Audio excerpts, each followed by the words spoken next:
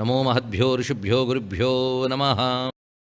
విష్ణుపాదంలో ఉద్భవించిన గంగను శివుడు శిరస్సున ధరించాడు కనుక శివుని కంటే విష్ణువు అధికుడు కాదా?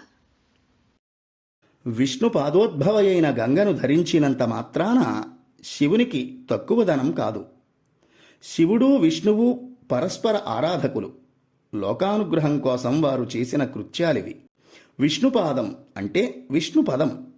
ఈ శబ్దానికి వేదం చెప్పినది వియత్ విష్ణుపదం అంటే అంతరిక్షమే విష్ణుపదం. ఆ అంతరిక్షాలలోనున్న ఆకాశగంగ భగీరథుని కోసం భూమిపైకి దిగినప్పుడు శివుడు అంతరిక్షపు తరువాతి పదమైన వ్యోమము ద్వారా ఆ జలాన్ని ధరించి భూమికి ప్రమాదం కలుగకుండా నియంత్రించి కొంత భాగాన్ని భువికి అనుగ్రహించాడు.